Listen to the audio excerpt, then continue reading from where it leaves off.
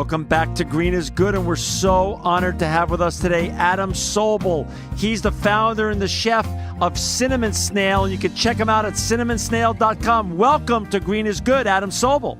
Yeah, thanks a lot for having me. Really excited to be here with you. Hey, Adam, I'm so excited to have you on because, as my listeners know, I'm 100% vegan. I'm a huge fan of yours. I eat your food whenever I'm in town and whenever I can, and your food just rocks. I mean, it isn't just good. Thanks so much. It's the truth. So, Adam, before we get into talking about your amazing food truck and your brand that you've created and the following that you've created, can you please share the Adam Sobel story? You're so young, you've accomplished so much already, and how did you even get here? What's the journey and your backstory leading up to this? Okay, so I had a family really super young, and when I met my wife, I was still in high school, and she was vegan and I wasn't, and more and more I found myself really agreeing with her reasons for eating that way. But beyond that, she was really eating a horrible diet. She was like one of these French fries and canned soup kind of vegans. Mm. And I was really determined. I learned how to cook so that she could eat great food. And I found myself, spending my time in Barnes and Nobles, like trying to copy down recipes that I would try to make vegan, and doing a lot of experimentation. And so to take it a step further, I started working in restaurants and kind of worked in lots of different restaurants, everything from doing prep work to management and line cooking and chefing and stuff. So that eventually I'd been working at this restaurant in New Jersey that kind of closed abruptly after it changed hands. And we were closing on a house that very week. Mm. And because I had been paid off the books, I wasn't going to be seeing any unemployment or anything, and I knew I had to do something really fast to have income. Right. And I started doing some private chefing, and me and my wife did a stand at the Red Bank, New Jersey Farmers Market, which is where we were living. And that kind of became so popular that eventually we were able to scrape together what we needed to fulfill my lifelong dream of having a vegan food truck. I'd been really wanting to do it at that point for about 8 years. And it always, there's a lot of hoops you have to jump through, and there's a lot of expense in starting it. And it was finally like the time that I was ready to take that on, and went from there. Wow. And what year did you start the food truck? So the truck launched on Valentine's Day 2010. So Wow. It's a little more than 4 years ago now. So your story on becoming one of the top vegan chefs in the United States is really a love story.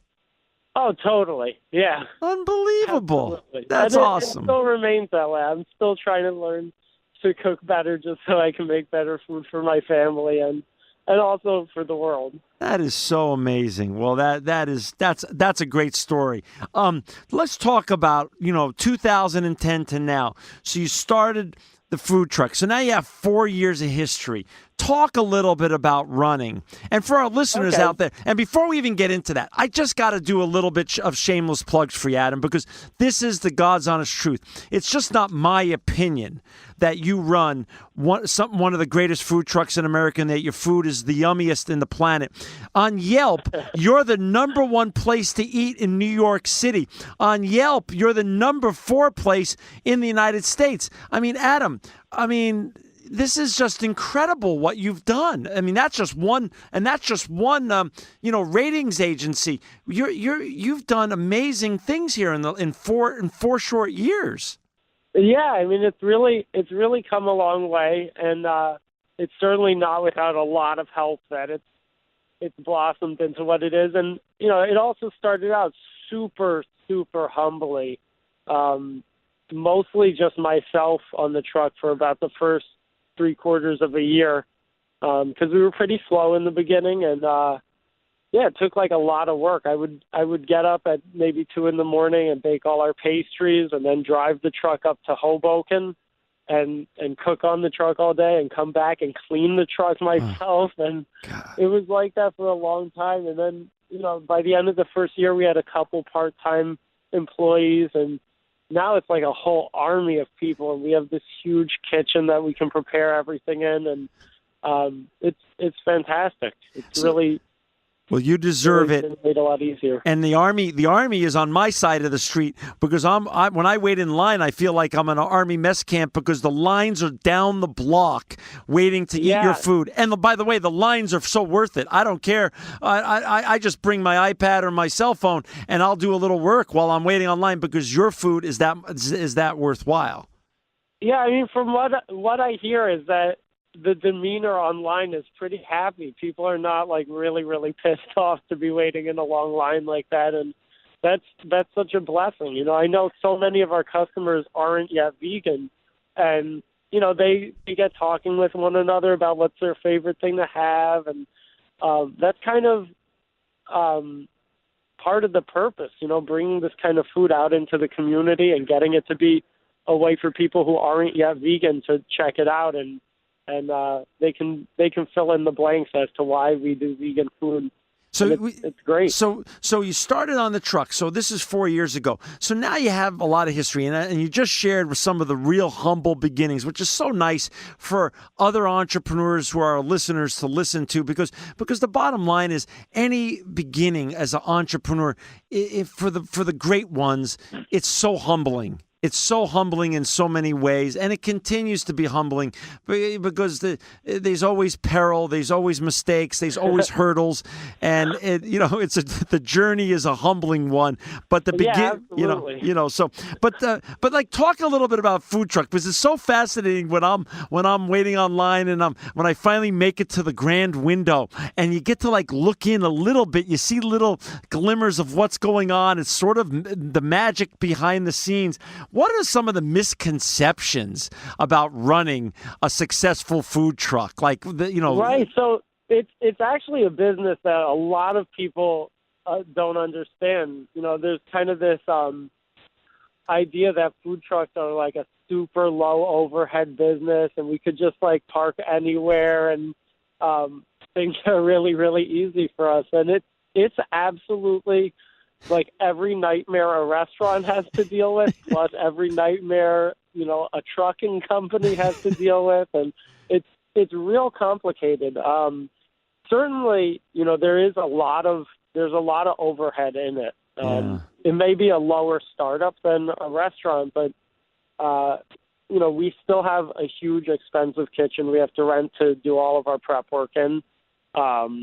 Which is, it's about $7,000 a month. Wow. And we have to obtain a permit for the truck, which isn't available through the city, and you have to obtain through basically a black market, and you rent it for, upwards of $20,000 every 2 years. And then when everything's said and done, and you've got your truck up and running, in New York City, there's really technically nowhere you're allowed to vend from. As of a couple years ago, neighborhoods that didn't like food trucks going there got together and resurrected this kind of turn-of-the-century law that reads something like, no peddling of merchandise from a metered location.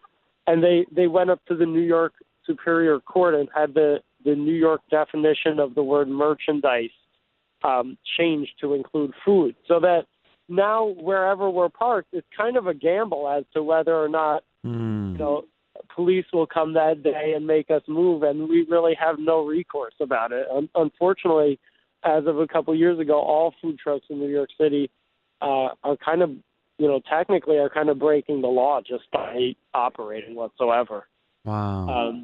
So it's real tough. Like, we have all this high overhead, and we have a very perishable product. We make fresh donuts every day and all these things that we're not going to serve the next day if they don't sell. And if we're kicked out of our spot by the police or what have you, or, our engine breaks down on the way into Midtown and all these fun things that restaurants don't have to worry about, we have a lot of product that can go to waste. And So it's super. It's tough. It's a lot tougher than people realize. Just as a social statement, I love the New York City Police Department. I recognize how hard their job is, and I think they do an amazing job protecting us and serving us in the greater New York City area. But here's just my little social statement for the day. Catch the bad guys, leave the good guys like Adam Sobel who are feeding our tummies alone.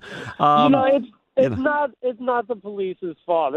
It's really no, I know. part of New York's kind of convoluted system of laws that are kind of selectively enforced when they need to be, and it's been interesting figuring it out as we go along how that works. I got you. For our listeners who just joined, it's Adam Sobel who's on with us today. He's the founder, the chef, and he's the prince of vegan food in the United States. It's www.cinnamonsnail.com. Adam, why a truck, not a restaurant now that you're 4 years into it? Is a restaurant think about that. Yeah. Is that what's happening? We could make our lives so much easier and have so many fewer headaches to open up a restaurant, and people beg us to all the time. And maybe one day we will also have a brick and mortar location, but really the whole point for me is bringing vegan food into the street where it's right in front of somebody's office and they see this huge line and they can see all of our exciting pastries, and people who might not go into a vegan restaurant itself because of the stigmas they have about it are happy to check it out, and it really brings vegan food to people who would never otherwise check it out, and that's why I think it's so important to keep on with it. It's really kind of a form of activism, and that's a great point. You're right. How can a vegan or a non-vegan resist a food truck that has a line that's down the block? Your mind and your heart and your stomach are telling you got to try it. Even if you, and I made so many vegan, non-vegan friends on your lines, and once they bite into your food, it's so much fun to see the look on their face and their eyes and their smile, and that's the great thing. You're converting those who would never have the opportunity to be converted. So I think your mission is really good. It's super gratifying work to do. I worked in so many vegan restaurants and serving primarily vegan and vegetarian people. It's nice, and I love serving vegan people, of course, but it's so much more rewarding knowing you're doing something to, potentially change the way our civilization treats animals. So talk a little bit about the truck. Is there another truck in the offing? That's the rumor that I've read on your social media. Is that going to happen in the near future? So there'll be that's been kind of in the works for a little while, and the new truck was like 95% done before the winter hit, and then it's really been too cold for them to finish up the last 5% of it. But they're finishing it now, and probably by the early summer, it'll be ready to go. That'll be so exciting to have two trucks on the streets at all times. I mean, wow, good for you. I mean, good for all of us, actually. We'll have double the chances of catching a Cinnamon Snail meal. All your fans and your soon-to-be fans. Since this is a love story, Adam, and in many ways the start of this business and the continuing of this business with your wife, what is her favorite food that you cook right now? Wow, right? I mean, my wife and my older daughter, Edel, who's now 12. Wow. They're both really into the Korean barbecue seitan I make. We make our own kimchi for it that's made with heirloom radishes and cabbage and lots of Korean ground chili. And it's kind of one of our signature dishes on the truck, and they love that. What's yours? What's your favorite? I also really love that one. I really like, we do a Thai barbecue tempeh. Yeah. And we do it on a really nice gluten-free bread that's available. And I try to not eat so much gluten myself. Right. And it's excellent. It has the marinade for it has Thai basil and lemongrass and ginger and chilies. And there's these smoked chili roasted peanuts on it, and kind of like a sriracha mayo and arugula and pickled Thai basil and onions on it. And it's a nice medley of spicy kind of Thai-inspired flavors. Nice. You mentioned earlier about bringing the food to people who would not necessarily go into a vegan or a vegetarian restaurant. Talk a little bit about your personal spiritual mission and purposes behind Cinnamon Snail, more than just the food. Right. So, I mean, I think in the condition this world is in right now, it's really the responsibility of our generation to start influencing the mainstream culture to be kinder to one another and be kinder to the animals and the planet. And, that's super essential. So beyond what we do in trying to get people who are not yet vegetarian or vegan to try to eat this way more, we're also a huge corporate sponsor of the Farm Sanctuary in Watkins Glen, New York, who basically, takes animals from abusive, like factory farm type situations and gives them a really pleasant place to live out the rest of their life in peace, and does a lot of education and legal work surrounding animal rights. Last year, we donated $18,000 to them. Oh my gosh! Which was awesome. What we do is we have a tip jar on our truck that just goes to the Farm Sanctuary, and that money was kind of all handed over primarily from our customers, which is amazing, and it's really beautiful to see people care that way. Wow. So we do stuff like that. We do as much kind of outreachy stuff as we can feasibly do. An example was when Hurricane Sandy hit, we took our truck to Queens and to Staten Island, to some pretty bad areas where they'd really had devastating damage there. And people didn't have power, and it was freezing, and we gave out free meals for weeks and stuff. And again, kind of showing off the kindness of our customer base. Like, so many people donated to allow us to continue doing that. We only thought we were going to be able to afford to do it maybe a few times, and then so many of our customers stepped up and kind of put together a PayPal fund for us, and thousands of dollars were donated so that we could continue doing it for weeks. And it was so nice. I mean, aside from fulfilling the immediate need people needed for warm food, those were neighborhoods that really felt forgotten about at that time. They weren't really getting FEMA there or a lot of aid. And it meant so much to them that people kind of hadn't forgotten about them. And it was super sweet. That is really nice. So Farm Sanctuary, for our listeners out there, Adam's so correct, and it's so nice to hear your mission and spiritual purpose behind Cinnamon Snail. The Farm Sanctuary is a great organization. For listeners that are so inclined, they're a great organization to support. They do great work, and if you can, please support them if it fits in your budget and in your heart. Adam, is there any food cookbook in the makings one day? Yeah, so yeah, I've been working on a book for a while, and I'm actually just now in kind of the final editing stage, and we're starting on photography for it next week.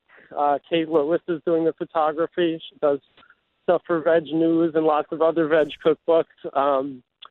And it's going to be a really exciting book. It's going to be published by Clarkson Potter, and it has a ton of recipes for things that are on the truck and all kinds of interesting, creative things that we really can't execute on the truck because of limited space and whatnot.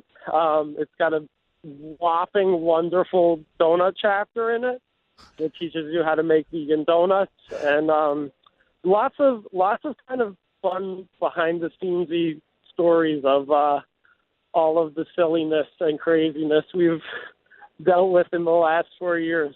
Well, I'm just going to have to share one of my most embarrassing secrets. One day I said, I'm not going to eat any food at all, except I'm going to go to the Cinnamon Snail truck, buy every type of your donut, and then during the day have noshes on each type of your donut as the whole day went on. And that's how I spent my whole day, working and having slices of each of your different types of amazing donuts and sweets all day. And I'll tell you what, each one was better than the next. So your regular food, of course, is just yummier than heck.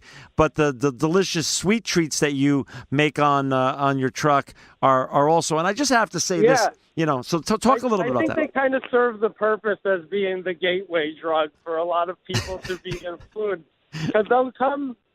For weeks we'll have people who just come and get a donut and coffee in the morning. Yeah. And then after weeks, they start getting curious about the other food. And, I've been told by certain people that they became totally vegan that way, just first checking us out just for dessert.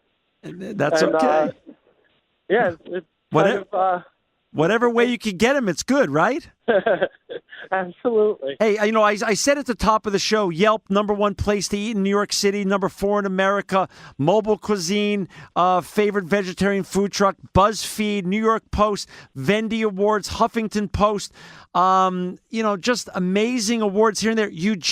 I just don't want to focus on New York for a second. You also just won a big food award in New Jersey. Yeah, that's right, because we also serve New Jersey. Right. Even though we now just moved our kitchen, kind of base to Brooklyn, we'll still continue serving New Jersey this year. And, we got it voted the #1 food truck in New Jersey. And it's great. It's so exciting to see, the general public who eats at food trucks are so, a lot of them are really kind of into street meat itself, and for us to get accolades like that against other food trucks that aren't even vegetarian is a really big deal, and really, brings a lot of attention to vegetarianism and veganism. Well, Adam, you bring a lot of attention to vegetarianism and veganism. We're going to have you back again. For our listeners out there, www.cinnamonsnail.com, and also support the Farm Sanctuary. Adam Sobel, thank you for serving some of the greatest food ever in the United States, New York, and New Jersey. You are the Prince Chef of vegan food and truly living proof that green is good.